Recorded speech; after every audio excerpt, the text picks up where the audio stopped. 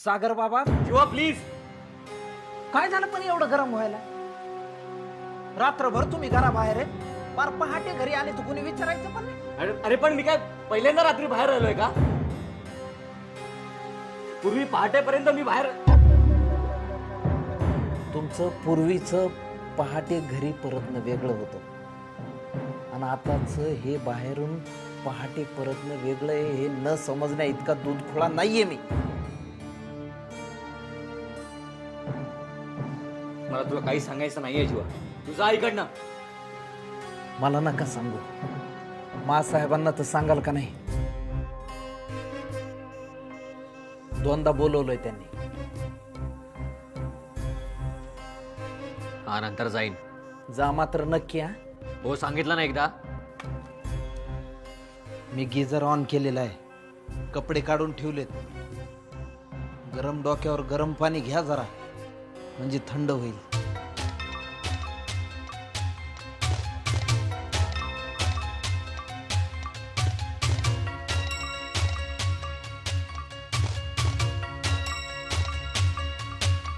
हाय, एक good news आहे.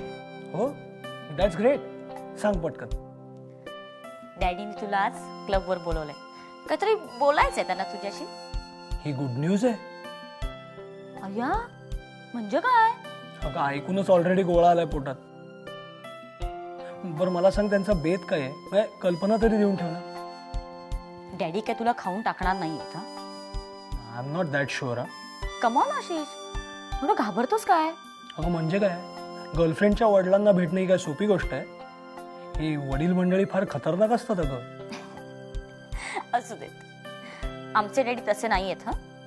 उलट मला तर असं वाटतंय की ते तुला काहीतरी मदत करणार आहेत. मला मदत? कसली? ते तू प्रत्यक्ष भेट आणि पाहा ना. आणि हो, भेटून झालं की मला लगेच फोन कर. हा हो, जगलो वाचलो तर नक्की करेन. आशिष, इम्पॉसिबल आहेस. बरं, मी क्लबचा पत्ता SMS करते. नीट जा आणि मला फोन कर. हो येस. बाय. बाय.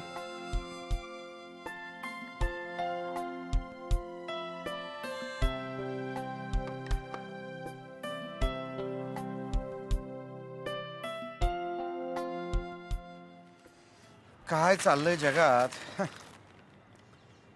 घरात काय चाललंय याच्याकडे लक्ष आहे का तुमचं? आता काय झालं आणखीन? काल नाथा सांगत होता मला. तू नाथा सांगणार आणि तुम्ही ऐकणार. वा. दिवाकर, नाथा बोलतोय म्हणून उडवून लावू नका. मी काय म्हणते ते आधी ऐका. बर, बोला. रात्रभर पद्माकर भाऊजी आणि सागर घरी आले नव्हते, त्यामुळे वहिनी प्रचंड टेन्शन मध्ये होत्या. कमाल करतेस तू मेघना. आता दादा आणि त्याचे चिरंजीव ह्याच्या लेट येण्याची वहिनींना सवय नाहीये का? आहे ना. तरी देखील शालिनी वहिनी घाबरल्या होत्या, टेन्स्ड होत्या. इतक्या की त्या मानशी जाऊन बोलल्या. माननी शालिनी वहिनींच्या सांगण्यावरून इतक्या रात्री सागरला फोन देखील केला. आता मला सांगा, हे नॉर्मल आहे का? नाही, हे काही नॉर्मल नाहीये. तेच म्हणते मी. खरं तर दादा आणि सागर दोघे जण वेळेवरती घरी आले ना तर त्याचं टेन्शन येईल शालिनी वहिनीला. एक्झॅक्टली. खरं सांगू का तुम्हाला, म्हणजे माझी अशी खात्री आहे, ती वैजंती आहे ना, तिची काहीतरी भानगड झाली असणार.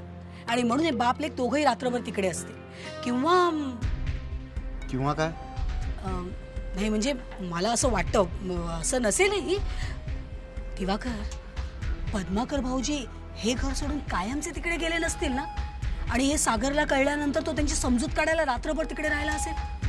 काहीतरी काय बोलतेस तू? एवढा मोठा निर्णय दादा घेईल का? आणि तू इतक्या तडकाफडकी? तू पण ना. नाही म्हणजे बरोबर आहे, असं होणार नाही. म्हणजे ऑफकोर्स डेफिनेटली नॉट, असं होऊ नयेच. पण काहीतरी गडबड आहे. मी आता खाली जाईन ना तेव्हा अंदाज घेतो काय त्याचा. बिचारा शालिनी वहिनी. मेघा ना, तू पण सुतावरनं स्वर्ग गाठू नको उगाच. राहिलं. पेपर वाचा तुम्ही.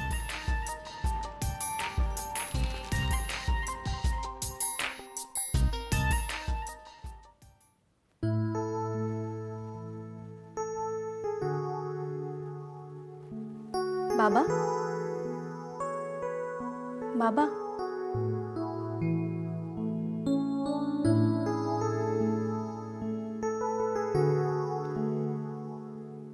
गौरी, मला वाटलं तुमचा डोळा लागलाय. नाही बोल. बाबा आजही तुम्ही नाही जेवलात. कसला विचार करताय तुम्ही सारखे? नाही, माझी भूकच मिळली.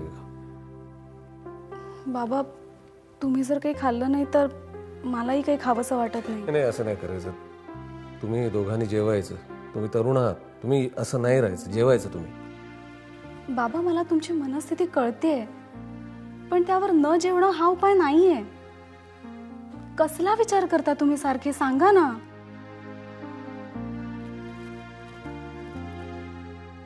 मी विचार करतोय की हा रिकामटेकडा वेळ कसा घालवायचा. बाबा तुम्ही असं का बोलताय? तुमच्या आयुष्यात तुम्ही कधीही रिकामटेकडे नव्हता आणि ह्या पुढेही कधी राहणार नाही. तुमचं ज्ञान, तुमचा अनुभव, तुम्ही अनुभव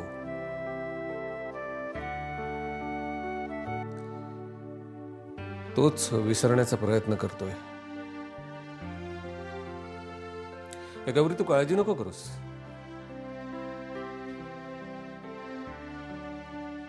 आयुष्यभर मी उपाशी नाही राहणार आणि गप्प तर नाहीच. फक्त मला थोडा वेळ हवाय. बघ काय होतंय ते.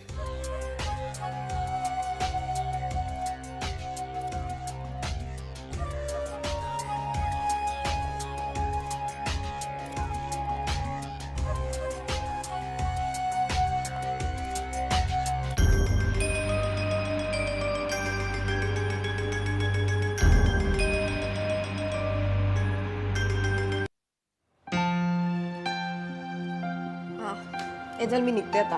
ए थांब ना, घाई काय? असं नाही रे, खूप वेळ झाला आता. बस ग. बस 5 मिनिटं, गरम समोसे खाऊन जा. वाव, समोसेत म्हटल्यावर मी जाऊच शकत नाही.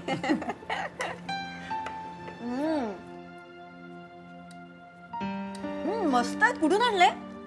ज्योती, आमच्या घरात समोसे बाहेर आणले जात नाहीत. आमची काकू करते. स्पेशालिटी आहे माहितीये? काय म्हणतोस? काकू मला रेसिपी सांगा ना. किंवा एक काम करा, तुम्हीच मला शिकवा. मी काय म्हणतो, लग्नाआधी आपण काकूची ट्युशनच लावूया ना तुला. Actually best idea. कधीपासून यायला लागू? कुठे? नाही म्हणजे काय म्हणाली? अगं काकू, मी तिला म्हणत होतो की लग्नाआधी तुझी स्पेशल ट्युशन लावूया ना तिला. हे स्वयंपाक कसा करायचा याबरोबरच होम मॅनेजमेंट पण शिकता येईल तिला. काहीतरीच काय. तू कधी ये, फक्त फोन करून ये. चालेल, नक्की. तिला आग्रह कर. हो, घ्या ना. मस्त आहेत पण.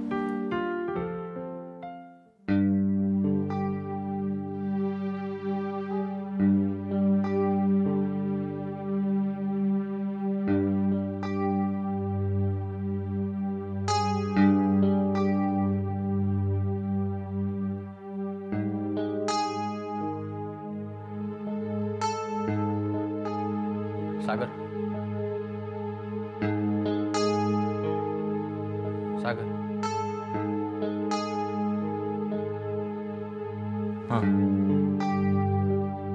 काय रे, तुला बरं वाटत नाही का? नाही, तू बोल ना.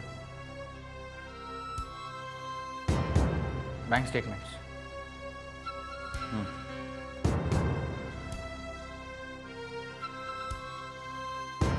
मी प्लीज नंतर बघतो ना. ठीक आहे.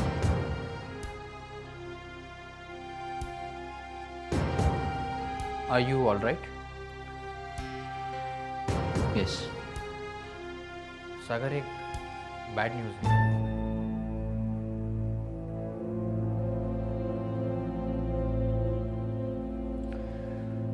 काय? युनियननी स्टाफला स्ट्राईकचा इशारा दिलाय.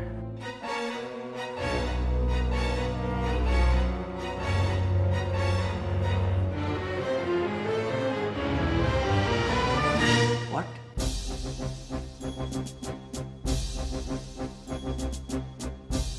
म्हणजे मेघना काकीने युनियनचं म्हणणं ऐकून घेतलं नाही तर? नाही सर, आणि तू त्या दिवशी बोलला होतास ना, तसंच घडलं. मेघना मॅडमना आपल्या कुठच्याही कृतीवर फेरविचार करायचा नाही. युनियन लीडर रमाकांत कारखानीचा त्यांनी खूप मोठा अपमान केलाय मीटिंगमध्ये. आय एम सॉरी टू से सागर, पण अमृत डेअरीमध्ये आता संप होणार. नाही आनंद, मी शेवटच्या क्षणापर्यंत प्रयत्न करेन, पण कंपनी स्ट्राईक होऊ देणार नाही. एक मिनिट सागर, कुठे चाललायस? मेघना काकीला सुनवायला. सागर शांत हो, गोष्टी बिघडू शकतात. मी आता जर काही केलं नाही ना तर गोष्टी बिघडू शकतात. सागर,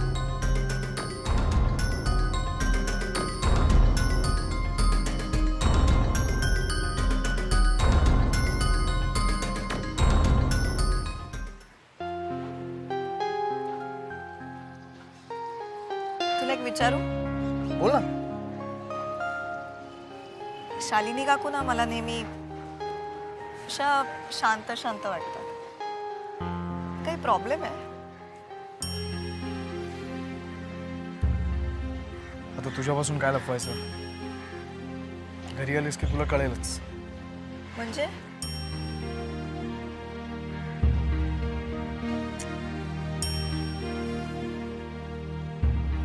एवढं कठीण असेल सांगणं तर नाही सांगितलं तरी चालेल. नाही ग, तसंच काय नाही.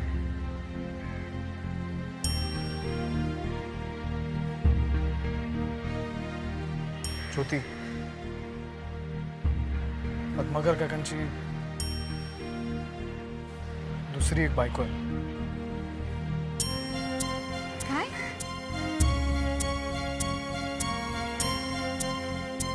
हो.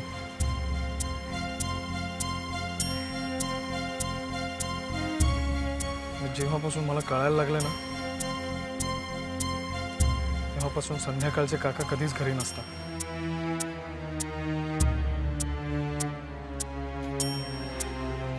किती विचित्र आहे सगळं. आणि हे असं जगणं सोपं नाही आहे रे. हो ना. पण ज्योती, तरी तुला सांगतो, माझ्या काकूनी कधी तक्रार केली नाही. कायम हसतमुख असते ती. असतो एकेकाचा स्वभाव. त्या खूप प्रेमळ आहेत ना. हो ना. काकूचा सगळ्यात जास्त लळा मला आहे. आणि तुला माहितीये, माझ्या कित्येक अशा गोष्टी आहेत की ज्या सगळ्यात आधी मी काकूला सांगतो. कसं असतं बघ ना, म्हणजे घरातल्या लहानांपासून मोठ्यांपर्यंत सगळ्यांना काकू सांभाळून घेतात. आणि त्यांच्याच नशिबात हे असं सगळं.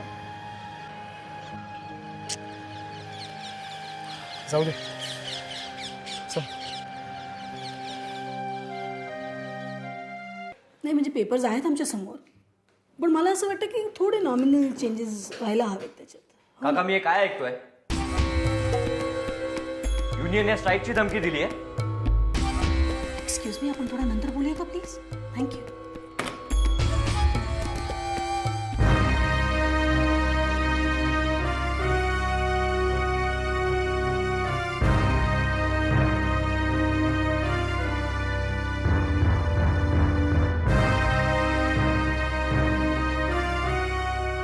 तू काय आम्हाला जाब विचारायला आलास? जाब नाही, पण खरं खोटं काय आहे याची माहिती विचारायला आलोय.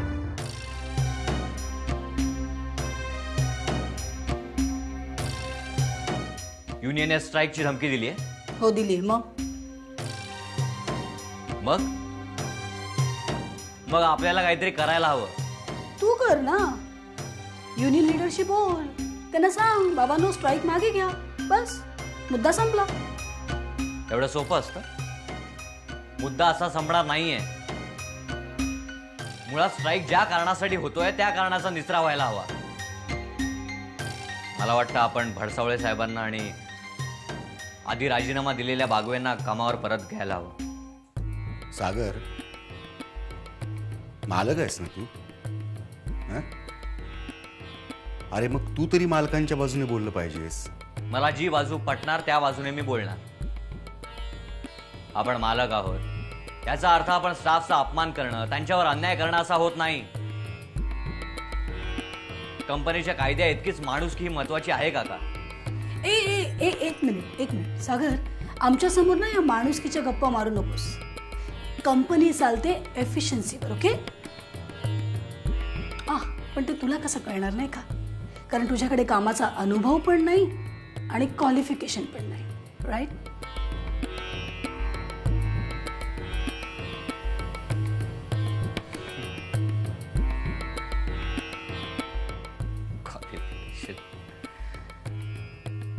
काकी,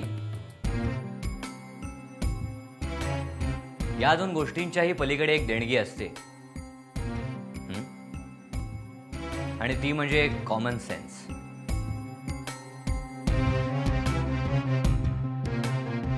मान्य आहे की कॉमन सेन्स बऱ्याचदा अनकॉमन असतो, पण जर तो असला आणि तो वापरला तर बऱ्याच गोष्टींची उत्तरं मिळू शकतात.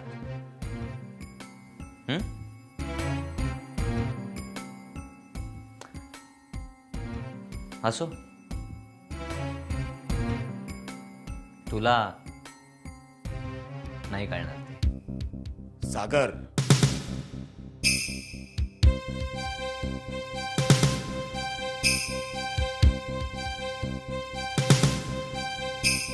काका, स्टाफच्या माणसांचा अपमान करणं, त्यांना VRS घ्यायची सक्ती करणं आणि शेवटी त्यांना कोंडीत पकडून राजीनामा द्यायला भाग पाडणं, या गोष्टी चुकीच्या आहे. काका, आपल्याला सरदेसाई या नावाचा वारसा लाभलेला आहे. या नावाला काळीमा फासणारी कामं आपण सरदेसाईंनीच करायची. असं असेल ना काका? तर आपल्याला मिळालेला वारसा आपणच पायदळी तुडवल्यासारखं होईल. काका, मी तुझ्यापेक्षा लहान आहे म्हणून तुला विनंती करतो की प्लीज प्लीज असं काही होऊ देऊ नकोस.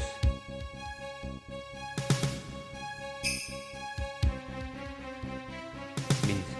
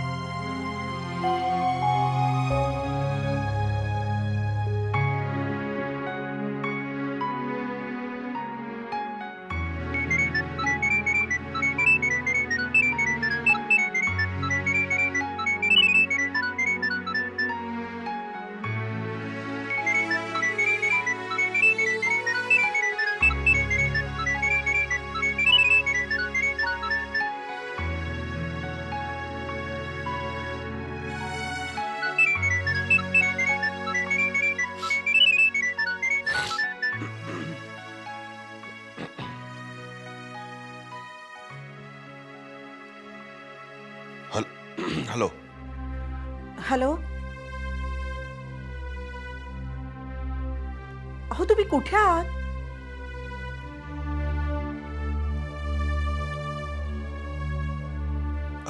नंतर फोन करतो.